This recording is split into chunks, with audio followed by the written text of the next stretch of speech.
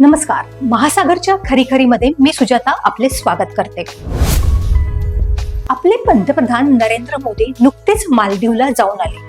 मालदीवचे राष्ट्रपती मोहम्मद मोइज्जू घोर भारत विरोधी होते. भारतासोबत कट्टर दुश्मनी दाखवून हे महाशय निवडून आले होते. पण आता त्यांचे भारत प्रेम अक्षरशः उतू चाललेले आहे. त्यांनी यावर्षी मालदीवच्या स्वातंत्र्य दिनाचा जो कार्यक्रम असतो त्याला मुख्य अतिथी म्हणून आपल्या भारताचे पंतप्रधान मोदी यांना बोलावले होते. आपण भारताविरुद्ध इतके बोललो आहोत की आता त्याची भरपाई केल्याशिवाय आपला निभाव लागणे शक्य नाही हे कदाचित त्यांना कळले असावे.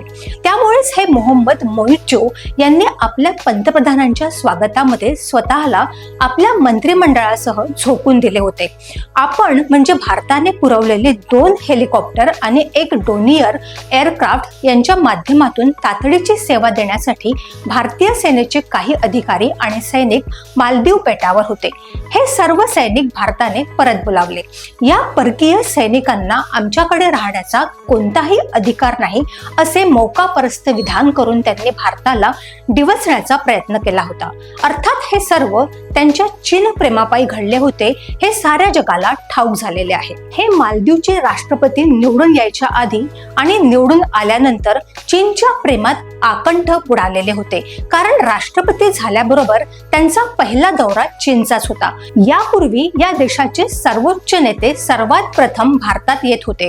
पण राष्ट्राध्यक्ष होताच मोहम्मद मोइज्जू यांना भारताचा द्वेष करण्याचा कावीळच झालेला होता. पण वनराज असतो. या ठिकाणी वनराज म्हणजे भारत आहे. हा वनराज भारत चिमुकल्या इकडून तिकडे उडणाऱ्या माशांना कशासाठी बरे मारणार? त्यामुळे आपण त्याविरुद्ध एक शब्दही बोललो नाही. खरे तर चीनला भारताचे सैनिक हाकलून त्यावेळी मालदीवच्या जवळ आपले सैनिक पाठवायचे होते असे म्हणतात. आता जरा भौगोलिक परिस्थिती पाहूया. आपल्या लक्षद्वीप पासून मालदीव हे अंतर नागपूर ते नाशिक एवढेच आहे.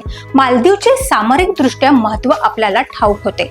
त्यामुळे आपण आणि आपल्या देशाने ते संबंध जपण्याचा प्रयत्न केला. त्याच वेळी चीनपरस्त मालदीवलाही भारताचे महत्त्व जाणवून देणे तितकेच गरजेचे होते. मोहम्मद मोइज्जू यांच्या विधानानंतर भारताने आपले पर्यटक आणि प्रवासी मालदीवला पाठवणे बंद केले आणि मालदीवचे धाबे प्रचंड दणाणले. भारतीय पर्यटकांच्या भरवशावरच त्या देशाची मदार होती आणि आहे. त्यानंतर मालदीवच्या राष्ट्राध्यक्षांना साक्षात्कार झाला. आपल्या मंत्रिमंडळातील भारत विरुद्ध गरळ ओकणाऱ्या 3 मंत्र्यांना त्यांनी काढून टाकले. मग मोहम्मद मोइज्जू यांनी भारताला भेट दिली आणि आपण तुमच्या मागे ठामपणे उभे राहू हा विश्वास दिला. कारण ज्या देशाला म्हणजेच भारताला वैरी समजले तो भारत आपल्याला मदत करतो आणि ज्याला सच्चा मित्र समजले तो चीन फक्त आपल्याकडून नफा कमवू इच्छितो असे दिसून आल्यावर मालदीवच्या राष्ट्राध्यक्षांचे डोळे उघडले. भारताने मालदीवला बरीच मोठी कर्जाऊ रक्कम दिलेली होती. ती देता येणे मालदीवला शक्यच नव्हते. म्हणून भारताने मुदत वाढवून दिली होती. मालदीव सध्या भीषण आर्थिक संकटात आहे. त्यामुळेच आता भारताच्या उदार सहकार्याची त्याला गरज आहे. भारत हा उदारमतवादी देश आहे आणि आपल्या शेजाऱ्याबरोबर निरपेक्षपणाने चांगले संबंध ठेवू इच्छितो हे त्यांना आता कळून चुकले आहे. मालदीवमध्ये मैत्रीचे आभासी दिवे लावणाऱ्या चीनचे खरे रूप कळल्यावर भारतच आपला भाग्यविधाता ठरणार आहे हे मालदीवला कळून चुकले आहे. पंतप्रधान मोदी यांनी मालदीवच्या स्वातंत्र्य दिनी आपली उपस्थिती दर्शवून दोघांच्याही परस्पर प्रेमाच्या धाग्याला मजबूती देण्याचे काम केलेले आहे. मोक्याच्या ठिकाणी असलेल्या मालदीवच्या बेटाला भारताची जी मैत्री लाभली आहे ती यापुढे मालदीव आणि भारतालाही लाभदायक ठरणार यात शंका नाही. इति मालदीव कुराण. अशाच घडामोडींसाठी बघत रहा महासागर.